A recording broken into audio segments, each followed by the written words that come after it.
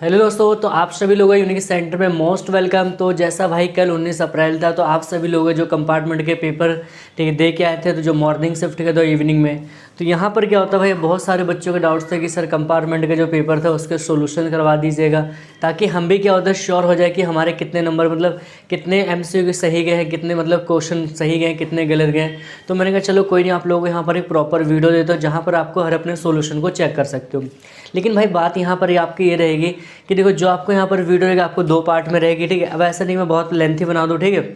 कोशिश करेंगे जो भी आपकी मतलब 8 से 10 मिनट की रहेगी, तो उसके अंदर हम जितने भी स्टैट्स के जो क्वेश्चन होंगे वो डिस्कस करेंगे सेक्शन ए, और जो दूसरा हमारा रहेगा माइक्रो इकोनॉमिक्स का, उसके अंदर हम बात करेंगे जो आपका दूसरे पार्ट में। तो आज की जो वीडियो में हम बात करेंगे, इसमें हम सिर्फ देखेंगे जो हमारे स्टैट्स के जो क्वेश्चन थे, MCQ क्वेश्चन थे, वो किस लेवल के आए थे, कैसे थे, इनके से क्या ऑप्शन सही होंगे, तो ये सारी बातें देखेंगे। अब देखो बहुत सारे बच्चे मतलब अब देखो बहुत सारे बच्चों के डाउट्स है, ठीक है। तो आप लोग यार एक इन्फॉर्मेशन ये है कि इससे आप में से कोई ऐसा मतलब बच्चे हैं जो कि मान लो हमारे यूनिक सेंटर से जुड़ना चाहते हैं, तो हमने डिस्क्रिप्शन में क्या कर दिया है लिंक प्रोवाइड कर दिए थे। आप वहाँ से क्या करते हो, हमारे व्हाट्सअप चैनल पे आप क्या ज्वाइन हो सकते हो, और जो भी आपके इन्फॉर्मेशन होगी, जो भी आपके डाउट्स होंगे, आप वहाँ पर क्लियर कर सकते हो। तो अब यहाँ पर बात करते हैं, जैसे आप लोग देख रहे हो यहाँ पर, ठीक है, ये हमारे पास क्या रहता है, ठीक है। एक बार आप लोग भी देख लीजिए हमारे क्या कंपार्टमेंट का पेपर, ठीक है। आपका जो यहाँ पर कोड आपका 030, ठीक। अब इसमें देखो हमारे को क्वेश्चंस डिस्कस करने हैं। तो पहले में यहाँ पर देखो सेक्शन 1 की बात करेंगे। तो देखो सेक्शन 1 में अगर हम बात करेंगे तो यहाँ पर पहले हमारा स्टैट्स का आता है, दिख रहा है आप लोगों को यहाँ पर क्या रहे स्टैट्स का, ठीक है। तो देखो नॉर्मली यहाँ पर जो हमारा पहला क्वेश्चन पूछा गया है कि माध्यिका का मूल्य श्रेणी के सभी प्रेक्षणों पर आधारित होता है। तो देखो अब मैंने जब आपको मीडियन का कंसेप्ट पढ़ाया था, ठीक है, मीडियन का जब कंसेप्ट पढ़ाया था, तो वहाँ पर मैंने उसके गुण और अवगुण पे लिखा, मतलब वहाँ लिखवाए थे। तो एक पॉइंट वहाँ पर आया था कि चरों के मूल्य से प्रभावित ना होना। तो यहाँ पर कह रहे हैं कि माध्यिका का मूल्य श्रेणी के सभी प्रेक्षणों पर आधारित होता है। तो ये ऑप्शन मतलब क्या होगा, आपका जो कथन होगा, स्टेटमेंट आपका क्या गलत है। दूसरा कह रहे हैं कि एक श्रेणी के बहुलक को ग्राफ की सहायता से निर्धारित नहीं कर सकता। अब देखो बहुलक क्या जो बहुलक था उसको ग्राफ के द्वारा निकालते थे कि नहीं, क्योंकि सर हाँ आपने वीडियो में हमें पढ़ाया था। तो देखो लेकिन यहाँ पर कह रहे क्या जो बहुलक होता है उसको ग्राफ के द्वारा नहीं निकाल सकते क्या, तो इसका भी ऑप्शन क्या है, नहीं निकाल सकते। लेकिन ऑप्शन कह रहे कि मतलब यहाँ पर कह रहे नहीं, लेकिन हम ऑप्शन क्वेश्चन हमने पढ़ा था कि निकाल सकते, ग्राफ मैंने आपको करवाया था। तो दोनों ही स्टेटमेंट के यहाँ पर रॉन्ग है। तो हमारा ऑप्शन कौन सा यहाँ पर जाएगा, ऑप्शन डी, दोनों कथन क्या आ सकते हैं। क्लियर है। अगला क्वेश्चन देखो हमारे यहाँ पर क्या कह रहे हैं कि सरकार के लिए जनगणना द्वारा तथा राष्ट्रीय आय के अनुमान से संबंधित आंकड़े किस प्रकार के होते हैं। तो यार पहले देखो ऑप्शन आप लोग थोड़ा सा सोचा करो ना। अब बहुत सारे बच्चे इसके ऑप्शन गलत करके आए थे। अब जिस बच्चे का पेपर था उन्होंने भी इसका ऑप्शन गलत कर दिया, ठीक है। तो यहाँ पर कह रहे हैं कि जो सरकार जनगणना और सरकार द्वारा जो राष्ट्रीय आय का अनुमान होता है वो किस प्रकार के आंकड़े होते हैं। तो आपको मैंने बताया था प्राथमिक आंकड़े क्या होता है, सेकेंडरी होता है, या आंतरिक। क्या मैंने आंतरिक डाटा के बारे में बताया, नहीं।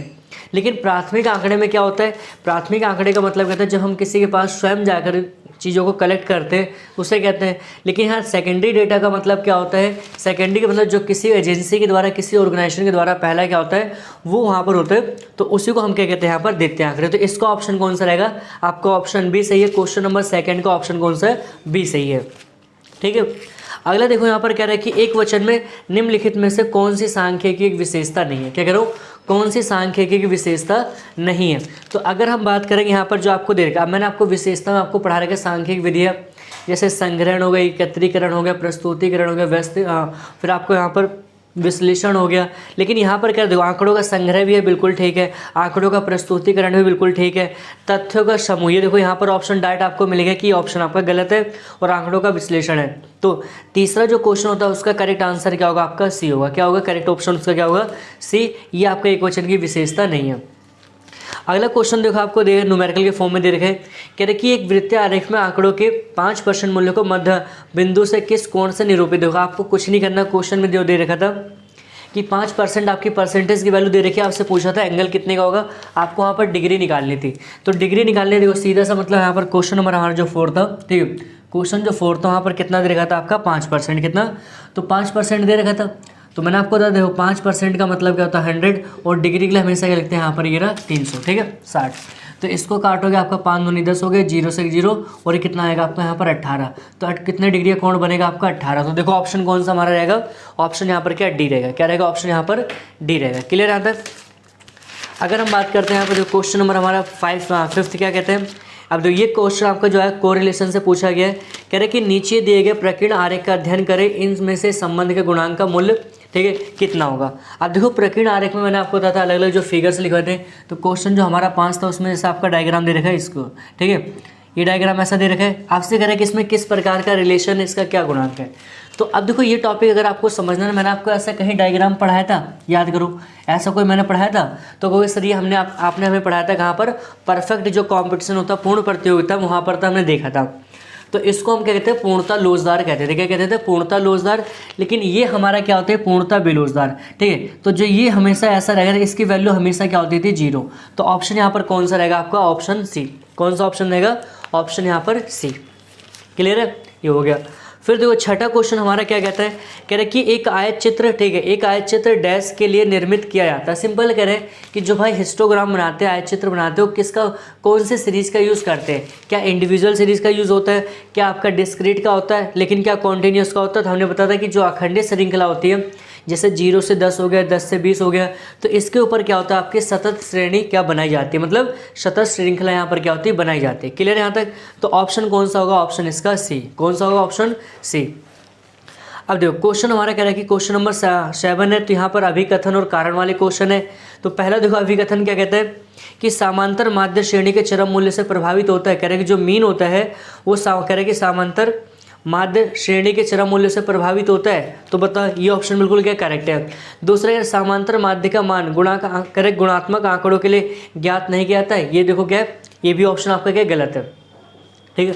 तो इसमें अगर हम बात करेंगे इसका कौन सा ऑप्शन होगा, तो इसके ऑप्शंस की बात करेंगे जो हमारा कह रहे हैं यहाँ पर ऑप्शन ए, ऑप्शन आपका कौन सा, सी।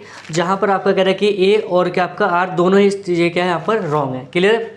और क्वेश्चन देखो हमारा 8 क्या कहते हैं, क्वेश्चन 8 हमारा क्या कहता है यहाँ पर कि जो आपका कह रहा है कि 1, 3, 5, 6 x और 10 का समांतर माध्य 7 है। तो कह रहा है कि x की वैल्यू, और बहुत सारे बच्चे क्या थे इस क्वेश्चन को भी नहीं निकाल पाए थे, मतलब दिक्कत हो रही थी पेपर में। तो कहते हैं इसको कैसे करेंगे। देखो बिल्कुल आसान क्वेश्चन था, अगर आप थोड़ा सा चीज़ों को सोचते, आप चीज़ों को समझते तो हो जाते यहाँ पर। तो देखो यहाँ पर कैसे करेगा, आपका 1 दे रखा है 3, ठीक है, सबको पहले लिख लो। 1 हो गया, ठीक है, प्लस में 3 और प्लस में आपका कितना 5, प्लस में 6, प्लस में x और प्लस में यहाँ पर कितना हो गया 10, ठीक है। इनका कितना है, कितने लोग हैं, 1, 2, 3, 4, 5, 6 लोग हैं, और इनकी टोटल माध्य कितना रहेगा 7 है। तो इसको क्रॉस मल्टीप्लाई करके 42, इनको प्लस करो कितना 25 और प्लस में आपका कितना x होएगा। तो 42 माइनस में 25 आपका x, तो इसका आपका कितना आएगा आंसर, कितना 17, ठीक है। कितना है 17। कह रहा ऑप्शन में दिख रहा है 17 नहीं, तो ऑप्शन कौन सा होगा यहाँ पर डी। कौन सा होगा, ऑप्शन डी। क्लियर यहाँ तक। और अगला देखो पॉइंट क्या कह रहा है हमारा 9वां क्वेश्चन कह रहा है निम्न में से कौन सी एक स्थिति है, कह रहा है कि स्थिति है औसत है, मतलब आप कह सकते हो यहाँ पर पोजिशनल एवरेज है। देखो पोजिशनल एवरेज का मतलब क्या होता है कि आपने ऐसा देखे कौन से पोजीशन को डिसाइड करता है, पोजीशन किसके बारे में होता है। तो जैसे मैंने आपको मीडियन का जो टॉपिक पढ़ाता है, जैसे मान लो यहाँ पर कितने, ये 4 लोग हैं, मान लो 5 लोग हैं, तो इनकी अगर पोजीशन देखो तो इनको जो येलो जो यहाँ पर रहेगा ये क्या करेगा, दोनों को बराबर पोजीशन में, तो बराबर पोजीशन में क्या करेगा, डिवाइड करेगा, ठीक है। तो यहाँ पर ऑप्शन कौन सा इसका रहेगा, आपका ऑप्शन रहेगा सी। कौन सा ऑप्शन रहेगा यहाँ पर, ऑप्शन सी रहेगा। क्लियर है।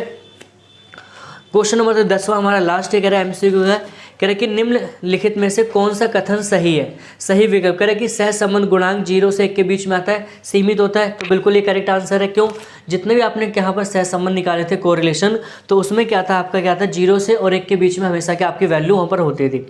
दूसरा कह रहा है धनात्मक सहसंबंध का अर्थ दोनों चरों के एक ही दिशा में परिवर्तन होता है। सिंपल ही बात है, जैसे अगर मान लो कीमत बढ़ी, जैसे मान लो कह सकते हो ऐसा, अगर प्राइस बढ़ेगी तो सप्लाई भी क्या बढ़ेगी। क्लियर है। तो ये तो आपका ऑप्शन कौन सा यहाँ पर विकल्प रहेगा, दोनों ए और बी दोनों यहाँ पर क्या करेक्ट है। क्लियर है। तो यहाँ तक तो क्या आते हैं हमारे एमसीक्यू क्वेश्चन। तो जैसे कि हमारे 10 क्वेश्चन हो गए थे, तो ये सारे आपके कहते हैं एमसीक्यू। अगर हम इसमें देखते हैं कि जो बड़े बड़े जो क्वेश्चन, लॉन्ग क्वेश्चन है, वो मतलब किस तरह के रहे, तो उनका लेवल क्या था। तो अब यहाँ पर देखो, अगर हम बात करते हैं तो जो हमारे यहाँ पर कह रहे 11 क्वेश्चन, सांख्यिकी विधियाँ व्यवहारिक ज्ञान का विकल्प नहीं है, इस कथन को स्पष्ट कीजिए।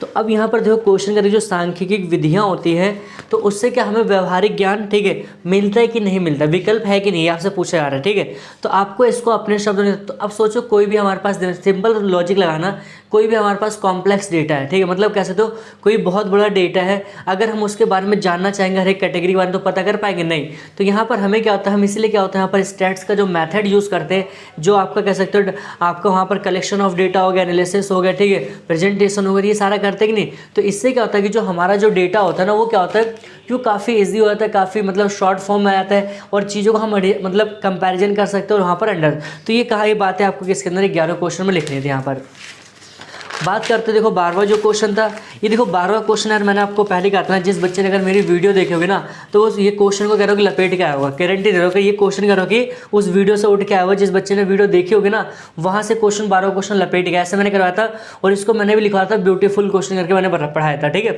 तो यहाँ पर देखो कह रहे हैं कि 100 प्रेक्षणों का समांतर माध्य आपको दे रखा है, ठीक है, और दूसरा कह रहा है परंतु बाद में पता चलता है कि उसमें कुछ क्या गलत और कुछ सही आते हैं। तो इस प्रकार का मैंने आपको क्वेश्चन वीडियो में करवा रखा था, अगर आपने किया होगा तो अच्छी बात है, ठीक है।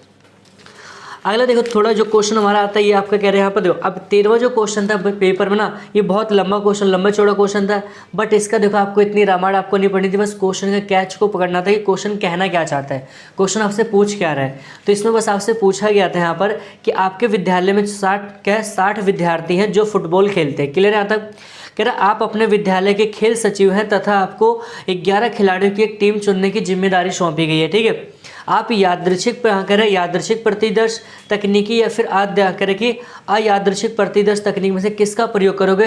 तो आपसे पूछे कि दो प्रकार की विधि यहाँ पर होती है, यादृच्छिक रैंडमली जिसे हम कहेंगे और दूसरा आपका होता है अयादृच्छिक, ठीक है। तो आप कह रहे दोनों में से किसका यूज़ करोगे, तो उस मेथड का आपको क्या बताना है यहाँ पर, प्रॉपर्टी बतानी, उसकी कैसे मेरिट बताना, उसके गुण बताने यहाँ पर, बस ये क्वेश्चन था।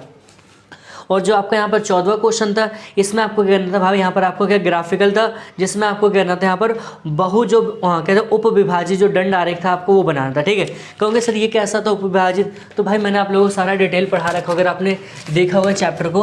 तो उपविभाजित में ऐसा होता था कि जो भी आपके पास डेटा दिया होगा ना, तो पहले जैसे आपका देखो यहाँ पर देखो आप यहाँ पर क्या करो, ये दोनों आपको देखा था फैमिली भी, तो दोनों को आपको एक साथ ज्वाइन कर लेगा, ठीक है। तो जैसे मान लो आपने यहाँ पर पूरा ज्वाइन कर लिया है, ठीक है। ये मान लो टोटल कितनी वैल्यू आ रही है आपकी 6 और 5 11, मान लो यहाँ तक कितना आ रहा है 11,000, कितना आ रहा है 11,000। अब इसमें से आपको क्या फैमिली का डिवाइड करना था, तो जैसे मान लो 5 यहाँ तक होगा ऐसा करके, ठीक है। फिर मान लो कोई आपका टोटल आपने क्या था यहाँ तक आ रहा है, फिर ऐसे, तो मतलब उपविभाजित का मतलब क्या था कि जो एक दंड आरेख को क्या करे अलग भागों में क्या करते डिवाइड कर दे, ठीक है। उसको आपको यहाँ पर बनाना था। और अगला देखो क्वेश्चन नंबर हमारा 15 क्या करें, ये भी भाई क्वेश्चन मैंने करवा रखा है जहाँ पर फ्रीक्वेंसी आपकी क्या था गायब होती थी, तो आप वो भी वहाँ जाके चेकआउट कर सकते हो कि किस तरह के क्वेश्चन आए, ठीक है। अगर हम बात करते हैं जो हमारे यहाँ पर 16वां क्वेश्चन था, ठीक है। जो 16 में आपको क्या कार्ल पियर्सन, मैंने आपको बार बार मैं देखो वीडियो में हर एक वीडियो में इंपॉर्टेंट टॉपिक्स में जिन बच्चों ने पूछा था मैंने कहा तो भाई ये कार्ल पियर्सन का एक्सपेरिमेंट के क्वेश्चन को बढ़िया से पढ़ लेना, एक क्वेश्चन आपका यहाँ से क्या रहेगा फिक्स रहेगा, ठीक है। और उसके अथवा में भी आपका किसका देखो इस दोनों क्वेश्चन साथ में जोड़ेगा। 16 जो क्वेश्चन था तो उसमें आपका कार्ल पियर्सन का पूछा गया, ठीक है। और जो 16 का जो ऑप्शन था अथवा वाला क्वेश्चन था उसमें क्या था आपका स्पीयरमैन के बारे में आपको क्वेश्चन वहाँ पर निकालना था, क्लियर है। और क्वेश्चन अगर हम बात करेंगे जो 17वां होता है तो उसमें आपसे पूछा गया था, मैंने आपसे कहा था कि जो सूचकांक है, जिस बच्चे ने चैप्टर पढ़ा होगा तो वहाँ पर स्टार्टिंग में होता था सूचकांक के उपयोग क्या होते हैं, उससे क्या फ़ायदे, उसके लाभ क्या होते हैं। तो 17वें का जो ए पॉइंट था आपको उसमें से कोई भी 2 पॉइंट आपको उठा के लिखने थे यहाँ पर। और जो आपका 17वें का बी पॉइंट कह रहे हैं तो यहाँ पर आपको उपभोक्ता कीमत सूचकांक, यार ये वीडियो मैंने यार मतलब बना रखी है और इस पर एक अच्छा खासे व्यूज़ आए हुए हैं, ठीक है। जिस बच्चे ने वहाँ पर देखा होगा ना यार वो कह रहा हो कि ये क्वेश्चन आपका आराम से कर गया होगा, ठीक है। तो अब यहाँ तक तो जो हमारा था कि देखा है कि जो अभी तक आपका 17 क्वेश्चन 1 से लेकर 17 तक आपका ये स्टैट्स के क्वेश्चन थे। तो अब हमारा जो नेक्स्ट पार्ट रहेगा उसमें आपको मैं माइक्रो के बताऊंगा कि माइक्रो के कौन सा ऑप्शन करेक्ट थे, ये किस किस लेवल के क्वेश्चन पूछे गए। बस यार आप लोगों को यहाँ पर एक काम ये करना है, देखो पढ़ाने का मेरे ऊपर छोड़ दे, बाकी आप लोग लाइक शेयर और कमेंट करने की जो जिम्मेदारी ना ये आप लोग कर लीजिए, इतना तो कर सकते हो, ठीक है। पास में आया तक तो मिलते हैं नेक्स्ट वीडियो में। Thanks for watching this video.